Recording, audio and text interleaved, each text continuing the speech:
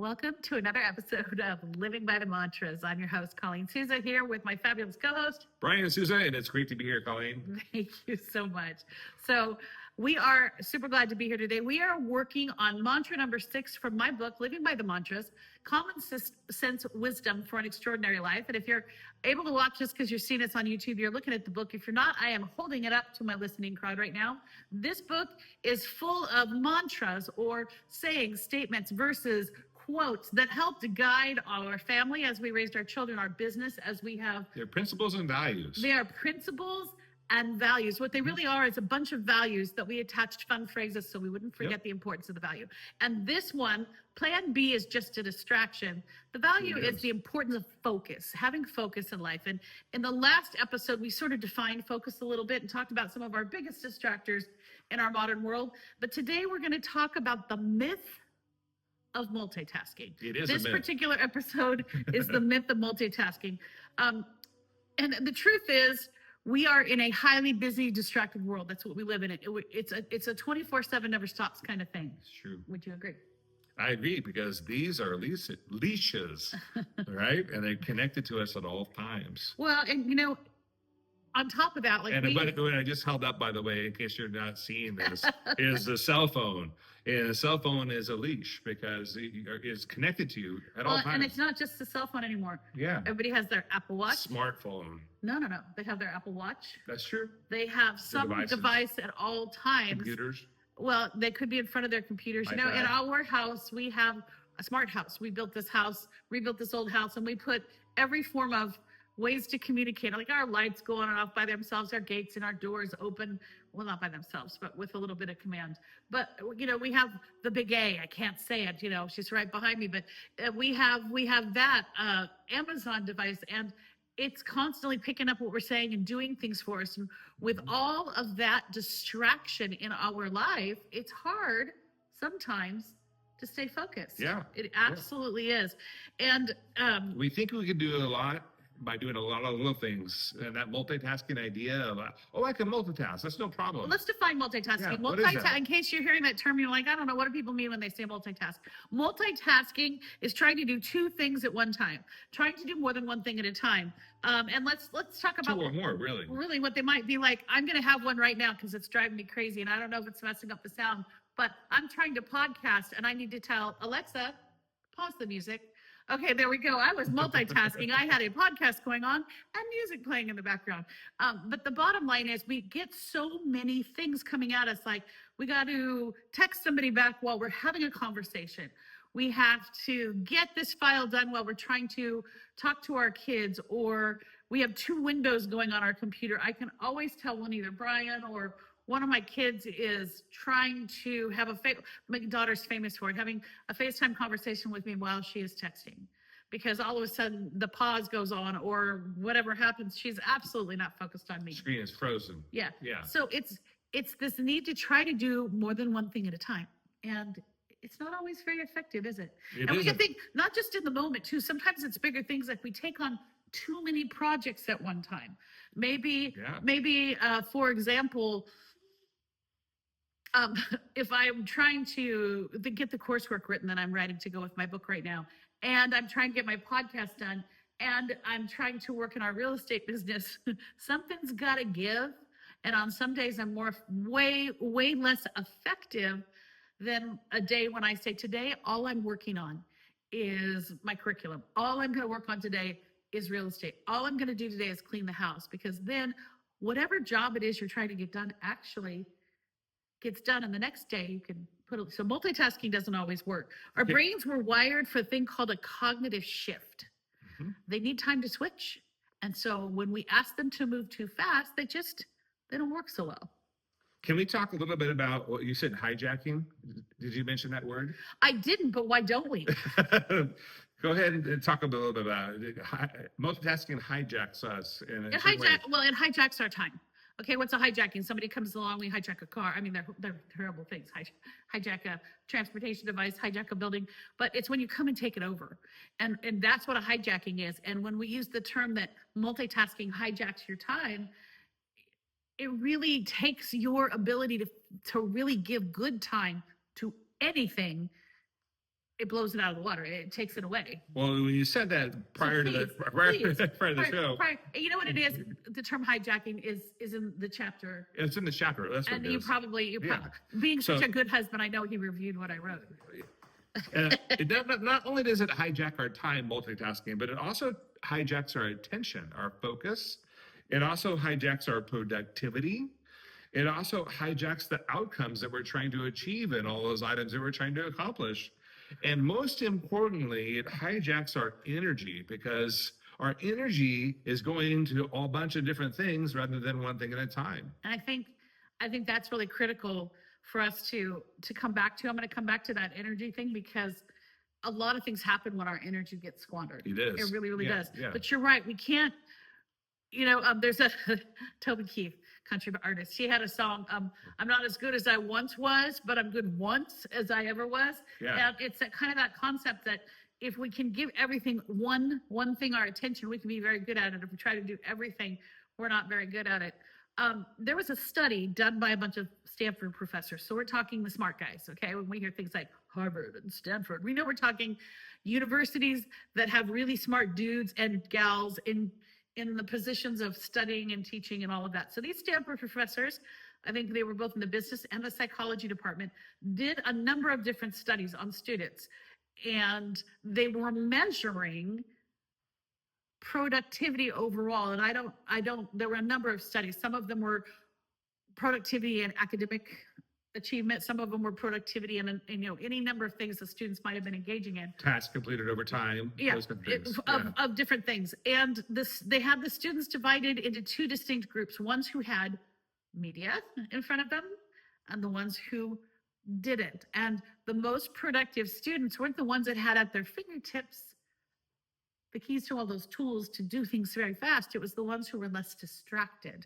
And they actually were able to accomplish more, all the different categories they measured on these students. So I think overall, that's research that proves that multitasking,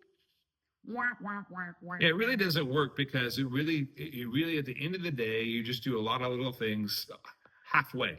Rather than doing it. Say it like you want to say it. He wanted to say half-assed. I know he did, but let's just be real. That's what happens. We don't do them to the degree of what we want to do. Instead of doing it at your high level, you just get it barely done and then turn it in or whatever, and you don't really feel satisfied. That's why I say it drains your energy, because you really don't feel complete. You can check that box and say, I got it done, but really, if you would have focused on it, it would have had a whole other level, maybe even a better product or a better outcome. Well, so here's it kind of goes with that energy thing. I'm going to throw the question out there for everyone that's listening or watching to think about. We think, well, fine, I can do it, and I have to get it done. If I don't get it, okay, because here's the big one. I don't get it done, who'll get it done? And we may be in situations. I'm a mom, right? I'm a mom. If I didn't make sure certain things happened around this household as my kids were growing up, they weren't going to happen at all. Not that I don't have a great husband, but the bottom line is there's just things the mom takes on, especially when it came to the kids. And if I didn't get them done or prepare them for my kids to go out and do certain things, like, I don't know, had clean underwear, things like that, until they got old enough to take care of that themselves, made sure the grocery shopping was done, even though everybody contributed to making the meals, there were certain things I had to do. But if I let myself get too busy and wasn't focused, then I tried to multitask and do too much. And then you do things like showing up to the grocery store without the grocery list. And then you're hoping somebody's going to answer the phone at home, because you can't remember if you have the right amount of anything. And then you come home with 4 extra cans of olives and something that, Brian Weiss go, we already have 3 of these. And I'm like, I'm sorry, I forgot the list. And I was trying to remember. Like an extra bottle of whiskey. You always need that, right? Or 4 peanut butters that are now sitting in the pantry. So something more practical. But the bottom line is, whiskey's practical, right, guys? We get multitasking, and we simply are not doing our very best job. So let's talk about health. What do you think happens to the mental health of people, Bri, who are really, really busy? Because multitasking is just, you have to do more than one thing at a time because you're really, really busy and you're not focused. So that goes what do you back think to happens? Well, it creates cognitive dissonance, which you can't hold 2 ideas in your brain simultaneously at the same time that are disagreeing with each other. You have to focus on one thing at a time. And so our brains are just wired to be very sequential, one thing at a time. And as a side note, that's why we dream, because we actually, try to work out all the things we didn't get completed. And at the end of the day, when you're trying to pull all of your energies in multiple ways by jumping like a rock over water and skipping from one thing to the next, you're really not completing anything. Well, and what happens to you physically or emotionally? Or, I mean, that's what I'm asking. You get physically tired. I mean, you really get worn out. You get a sense of exhaustion. And so how are people sitting at their desks? A lot of us do desk work now around computers. How do we get so tired? We get so tired because we're being pulled in so many different directions, on the computer, on the phone, and people walking by, office work, whatever it might be, interacting with customers, all those kinds of things are pulling you all kinds of different directions. And you haven't ran a marathon, but you feel like you have. There are, I mean, we've honestly been experiencing it lately. Then you do a lot of drinking of coffee, and we know they're not healthy for us, but I got a natural energy drink that I bought for us. And we were having them at lunch today just because we were out of anything else other than water, and neither one of us wanted water. And we're both like, these are so bad for us. And he asked me, why'd you buy them? I said, because for a couple of weeks there, I felt like we couldn't get moving. And there was lots of things we were trying to do in our business, in the preparation of moving, and different things we had going on, that helping our daughter move in. We had to drive all the way to Phoenix and back. We had all these things going on. And honestly, I think the exhaustion had a lot less to do with physical taxing of our bodies. It had a whole lot more to do with our mental and emotional energies. And there are so many. So talk really quickly about the idea of shutdown. Well, I'm about to do that, because there's a lot of mental health studies, and I have some of them quoted in my book, but people start to withdraw. Tell me if this happens to you. Everyone's going to react to it differently. It's going to be based on our personalities, right? That's true. But somebody who tends to have a perfection complex, and I speak very, very much with love of my middle child, my Juliana. She is our perfectionist, and she will not sleep because she gets so anxious. And what it is she doesn't even realize she's anxious. She's just literally got so many things going in her mind. And at the times when she'll tell me she's having the hardest time sleeping, and she'll share things with me, over the years I've been able to recognize it's because she has too much on her plate, too many things zooming around, that when she closes her eyes at night, her brain does not rest, because it's just the way that she's wired. Some people withdraw when that happens. They don't have anxiety, but they become a hermit. They don't go out with people anymore. They don't answer phone calls. They're busy when people check in with them, because their way of dealing with the pressure they feel from all the multitasking and the schedule that they can't hone down and focus is it's easier to hide. Some people get seriously depressed. Some people just get grumpy. I don't know anyone in this room. What are you talking about? No, I don't know what you're talking about. I know I will get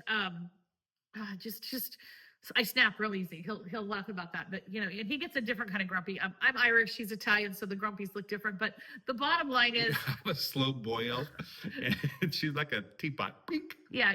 I pop, and then I'm over it. He's like, takes him a while to get there, and then he's got to hold on to it. And we know this about each other. That it's what happens. But that's 37 years of marriage, guys. Yeah, that's what happens. But I know that's what Brian and Colleen do. And every year gets better. When we get to that point that we are too overwhelmed, the first thing that I notice between us is that we have that grumpiness going on. Yeah, we call it a short fuse. Right? Yes. So it's not good. It's not good to be distracted. It's not good to try to take on too much, right? So what do? It comes down to, great, we have established without a doubt that it's not good to have yourself so busy you can't think straight. So why don't you talk to the audience here about a brain dump? So one of the things that I do, and it's very important to me, and I can tell the difference from when I do it and I don't do it, okay? I should say there's a number of ways that you can put yourself together to deal with busy. And we're going to talk about some of those in this episode. We're going to talk about some in the next episode. But a brain dump, we'll start with that, is to avoid what I shared with my daughter, Julie, where she got she's much better at it. Julie, if you're listening, I know you're phenomenally better at it. But the bottom line is you have to kind of empty your brain. If you're a Harry Potter fan, and my kids and I are, Brian is, but at a greater distance. But a Dumbledore, if you've watched it, Professor Dumbledore, the wise old wizard in the movie, he has this thing called a pensieve, and he can take his wand and he can pull thoughts out of his head, put them in this big bowl thing, and look at them and think about them. And I would so love if that was something I could have, because what you need to do is empty your mind. And you've heard phrases, maybe you've heard the phrase, still your mind. How do you still your mind? Your mind, your brain is a brilliant computer My inside mind your is head. racing. I can't clear my mind. One of the things I do, and I try very hard to do it before I go to bed at night, and that is I just take out a piece of paper. It could be for you, sometimes I do it before I leave the office. It depends on my schedule. The older I get, the more flex our lives become. But when I was younger, it would be before I left my classroom. And because I was a teacher for 20 years, and as I left all the piles that I'd come back to the next day, I would write down everything not everything I had to do, everything that came to my mind. I would write it down. I would jot it. I would scribble it out. You can be on your phone, it can be whatever, but the idea of dump is there's no right or wrong thought that goes through your head. You just take everything that comes to your mind and you write them down. Then you take a moment and you kind of like shuffling a deck, at least for me, I would organize them slightly. And I would organize them by what had to be done when my day started, and what would be great if I could get done before the day was over, and what would be great if I just remembered it had to get done soon. And it wasn't a particularly scientific method. I know Brian's going to share something a lot more detailed than me, but for me, a brain dump worked. And if I didn't get to do it at the end of a day, because there'd be times where I would, like, especially when I was writing the book, I'd be up really late, had some quiet time to write. And I knew it was time to shut my eyes because sentences were no longer going together. But I didn't want to forget certain ideas I had or other things I didn't get to during the day. So I don't care if it was right before bed, I would write down everything I thought. If for whatever reason I passed out, which I do on occasion, I leave a notepad. I have something to write on my bedside so that if I can't sleep, at least I can jot down the thoughts that won't go away. And for some reason, the minute I jot them down, they go away, because here's what I've given myself permission to relax, to focus on whatever needs to happen next, like spending time with my children, like if I was before I left work, making dinner for my family, or if it's because I didn't do it till the very end of the day, I gave myself permission to shut my brain down and sleep. And by jotting that down, it helps. Outside, if you didn't get it done any of those times, but you were so exhausted you slept, the first thing you do when you get up in the morning, same thing. I did not put all my thoughts out, and sometimes during sleep more come along. So the point is you give your brain permission to not think, because you dump it all out and you put it in a place that you can revisit it later and put it back in your brain. Brian, talk about your method. It's probably got a prettier name than brain dump. I want to make sure that you realize that one of the things that Colleen kind of skipped over there really quickly is that she talks about writing it down with a pen and a paper, or a pencil and a paper.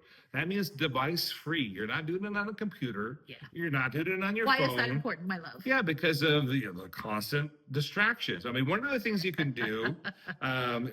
Get 4 text messages while you're trying to put it on all your of a phone. sudden you're multitasking is something you didn't want to do. When your mind is racing at night and you get up and you go to the restroom and you walk around and you just I can't sleep, doing that brain dump and physically writing it down on a piece of paper, everything that you're thinking about, not judging it, but just literally getting it out, writing it down, and creating a kind of a list, if you will, of all the things that you're thinking about.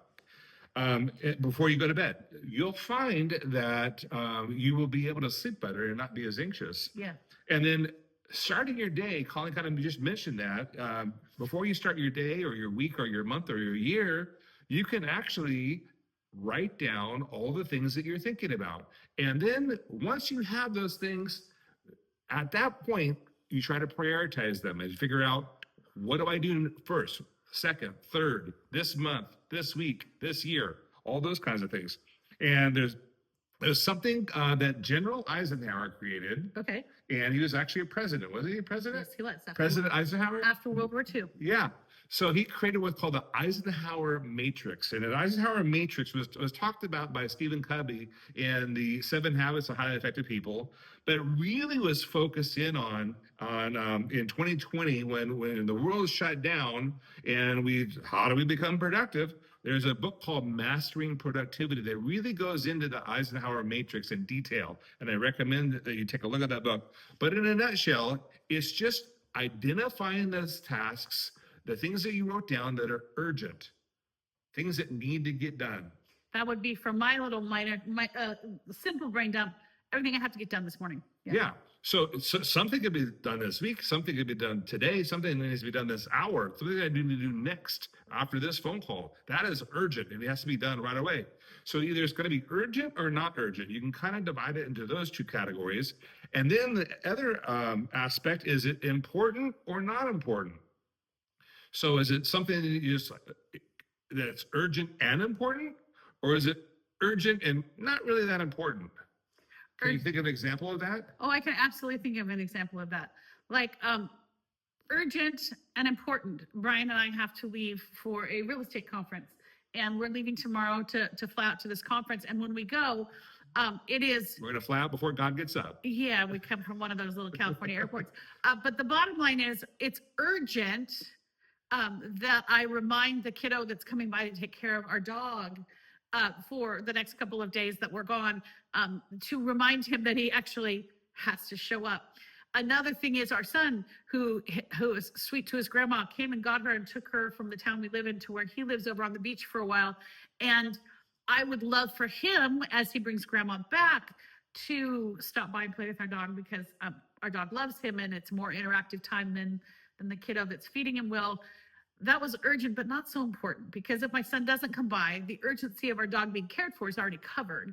But the urgency of making sure he gets more playtime with someone he likes would be lovely while we're gone, but not as important. So today I had to make sure I let the kiddo know that remind him that he was coming, and then I had it on my list, and I didn't do it till late in the day, to say to my son, if you come before we're back on Thursday, would you please come by and play with the dog?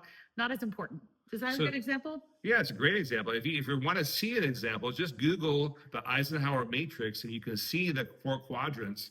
And the things that are urgent and important, those are the things you want to focus on. The things that are not urgent and not important, those are the back burner items. It'd be like today. I'll give a great example. So I'm working on this. Please, Brian likes to mention it soon. I'll be able to announce that I actually have some curriculum out that goes with Living by the Mantras, but I'm working on that.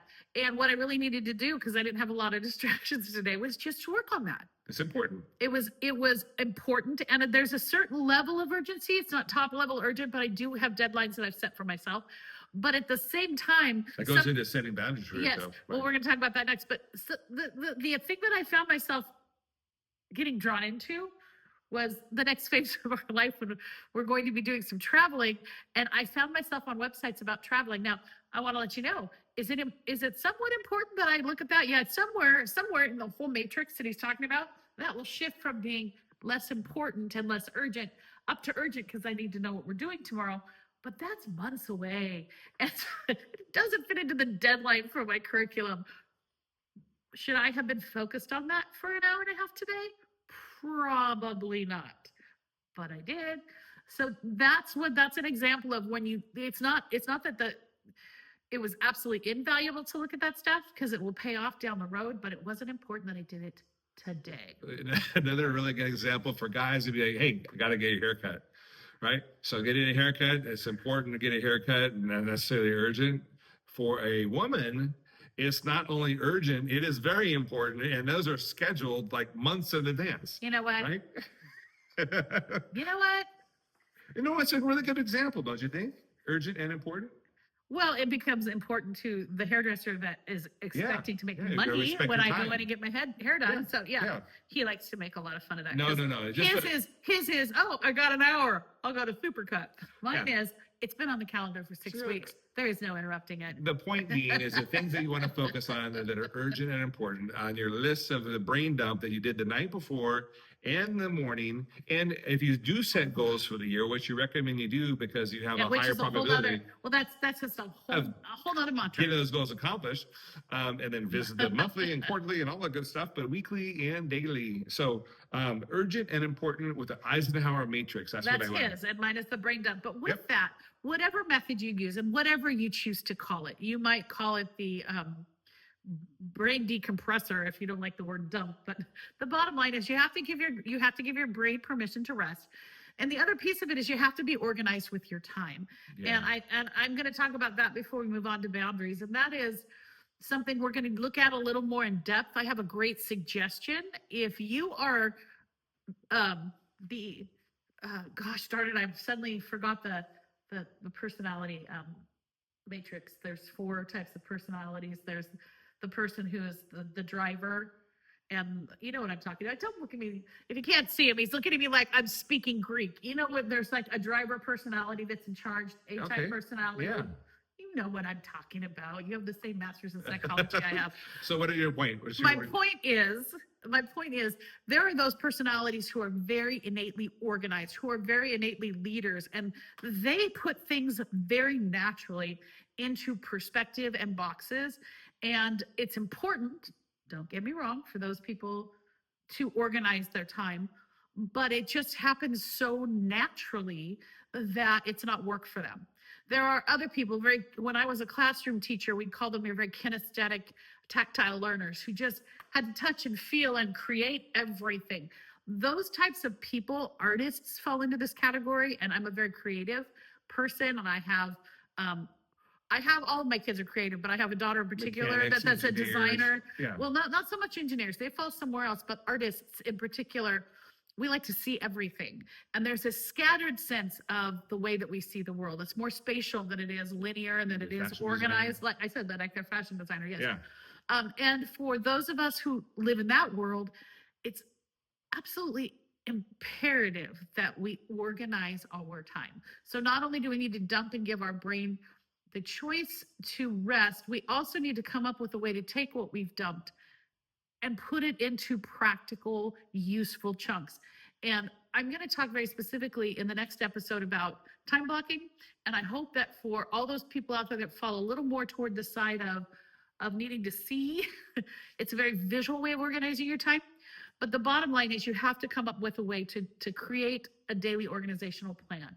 So tune in a little bit more and we'll talk more about those details. But after you dump it, you got to put it back together in some form. It's Humpty Dumpty. You got to put it back together so that it's useful again. And the important point to think about is that we're all given 24 hours in a day. And some people accomplish a lot more than others simply because they're more effective in using their time. Yeah, because we can't get it back once we've used it.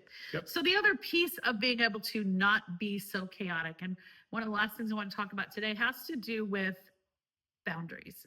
And, you know, it's interesting because we've talked about boundaries in other topics. Mm-hmm. When I was writing... No is a full sentence. No is a full sentence. When I was writing Living by the Mantras, one of the things that I experienced over and over again is that when you start to live by values, which is what it's all about, okay? We talk about mantras, but it's about things like focus. It's about things like integrity. It's about things like respect and self-control and discipline. You begin to discover that all of those values interweave themselves with one another. So we have talked about boundaries before, but why are boundaries important in helping make life less chaotic? Well, because those are building blocks, right? And so think of, you talked about, fashion design, but also our other daughters in construction, right? So all of the pieces come together to form a building. You know, one piece doesn't make a building, but lots of frames put together do a framework. Still not a building until you continue to add those structures, right? And so what you're talking about with those values is you're talking about pieces of your character, right? Respect and empathy and, this 3 or 4 others that I can't think of at the moment. That's okay. Self-control and making good choices and everything. Yeah. But the boundaries, it's kind of like, I'm trying to come up with a really instant thing, and my brain is blocking. I can tell you one that really works. Please do. Well, my brain tries to work so a good going boundary. back to, I'm going to hold the cell phone I up. just thought one of them. Okay. So the hold the cell phone up is a really practical way to set boundaries for yourself. Okay. One of the things about these phones is that they're a cell phone, they're a texting mechanism, they're a social media universe, right? So we all have different social media accounts, and you're constantly being bombarded by notifications that cause you to go spin off one direction or another and go down a rabbit hole this direction or another. and you lose your focus. So one of the very practical things that you can do is limit the notifications that you have That's good. on your phone that notify you. So it's kind of like old television versus Netflix. Old television, things just came at us nonstop on the television. We really didn't have a choice. We could turn it on or off or change a channel, but we really didn't have a choice of what was coming on the television. And with Netflix, you can choose the type of show. Do you want to watch a drama? Do you want to watch a comedy? All those kinds of things. And you can choose the notifications on your phone to turn them off. And you can choose to limit your interactions. I'm going to spend X number of minutes on this social media platform, ready, set, go. Set a timer for yourself for that matter. But I think notifications are one way That's a really people in our society today try to multitask, jumping from social media to email to the text message to the phone call, and they're all over the board, and they're really not focused on one thing, and they haven't chosen intentionally. Well, I'm going to take it a step further, because you can take that device, and that can be your computer on your desk. It's interesting because I know for me, you know, I can work on the computer for hours at a time, and I drive Mr. Brian crazy sometimes because he'll say, "Did you see that email?" And I'm like, "No, I didn't," because I was working on this project or I was working on this. When I write, I don't like to be distracted. When I'm creating stuff, I don't like to be distracted because it's so easy to get, you know, squirrel. And then you spend, if I'm working on something and I have my brain wrapped around how to write something and I get distracted, it might take me 30 minutes to come back and get my brain wrapped around that same subject matter at the same intensity level again. So you limit what you'll do on the device, and you can't limit the device. I have to check my email, and I come in here in the mornings, and that's one of the first things I do as I wake up with my coffee is I sit down at my computer and I see the 25 extra messages of junk I didn't look at yesterday, and some of it important, and I deal with it. People have come to understand that Colleen might not answer them right away, and rather than be frustrated, they've kind of learned to accept it with me. And that's because I know when I have the energy to give it. So it's taking it beyond notification, which is huge. I don't have much notify me. So another thing that drives me nuts. I have those little dots that say Like there's for this podcast, I turned yeah. off all, you know, I did not disturb and airplane mode right now. Otherwise, this thing would be just bombarding. Brian has text messages pop up during Yeah. the workday because he's dealing with clients. I don't. And he'll look down at my phone and there'll be 121 missed messages. On average. You know, that's okay. When it's time for me to focus on text messages, because that's where I've shifted my energy, I will deal with all of them. So that's one way, is to limit the time that you allow yourself to spend on it. But it's outside the technology. If you're listening to this and you're going, great, that's technology. We all know technology. What about my business day? And I'm going to talk a little bit about this in time blocking, but it goes with boundaries. There's this one guy that I've followed and kind of taken some coaching for with time blocking. And one of the things he does when he sits in his office is, if he does not want interruptions, there's a certain hat he wears. And when he's wearing that hat, or it could be a magnet you stick on the door, or a sticker, or a Post-it note you put on the door that says, you know, go away, leave me alone. But the bottom line is, there's something up that helps others recognize he's deep in thought. It's a visual cue. It's focus time for him. Yeah. Do not interrupt. And we can do that in our offices and our workplace. We can do it with our children, and our children should learn to do that too. If they have homework, they need, because it puts them in a zone, right? Oh, I have my homework hat on. I have my whatever it is, my homework. It's a mindset. Homework T-shirt, my favorite homework sweatshirt. I don't know what it is, but there has to be, you know, things that they do that help them to stay focused. And that is super important. So those boundaries are huge. And also set up boundaries by acknowledging how much you can handle. I will never forget. Acknowledging how much what? How much you can handle. How much you can take handle. on. Okay. I'm going to go back to years ago, eons ago. I had one of my most humbling experiences in professional life, I guess you'd say. Brian and I had done graduate school. We had gotten our master's degrees from Pepperdine University, and we were coming out of that program, and they were masters in psychology and educational technology. And this is the birth of all this. And please don't get me wrong. We see the value in these tools. We use them every day of our lives, and we see the value in helping students learn with them. But this was before we realized what a distraction they'd be, because we didn't have smartphones or This anything is back then. 26 years ago, well, actually 27 years ago, before the turn of the century, 1999. Yeah, it was a long time ago. But right after we did that, some of the skills that we learned in that program, Yeah. because we were working with a lab at MIT, we were working with obviously the professors at Pepperdine University. We were getting to help. Google was just starting Gmail, so we all have Gmail accounts with our first and last names, which are now impossible to get. We had all kinds of different things we were testing. We came out of that program pretty tech savvy and cool, and I knew how to write an HTML and create websites. Yeah. So as a teacher, I had a really stellar website and was teaching other teachers how to do it. And one of my fellow teachers said, my husband's business needs someone to do websites. And I thought, broke teacher, I can make a little extra money for us. I can do this, and I know how to do this. I can do this. I failed miserably with all the deadlines because I was doing too much. I was already teaching. I was already doing some work for Pepperdine University outside of my my master's when I Kids were how old finished. at that time? Our children were very young. They were just like kindergarten-ish age on each side of it. Yes. Fairly needy. And I thought I could juggle this also. And I had to, with a bowed head, apologize and say, I'm sorry, I couldn't do it. After a month of having to tell them, I'm getting to it. This one finally looked at me and said, Colleen, you can't take all of this on. You don't have any more time. I wanted it. I wanted to. And that's the problem. Sometimes we really want to do, and we know it'll stretch us. And Back it's to good know is a for full us. sentence, right? And but It's you have something to that you your learn later in boundaries. life, Yeah, right? you have to learn your boundaries. Like, Yeah. it's not that wouldn't have been a good thing. And if I wanted to give up some of the teaching responsibilities or something else in my life, I could have started a web design business at the time. But I couldn't be a web designer and a full-time mom and doing some postgraduate work stuff and teaching full-time. It was all too many things, not enough focus. Plan B became an absolute distraction. So multitasking, as we wrap this up, what's your one best thing you want to leave them with for helping themselves get away from that? Be intentional.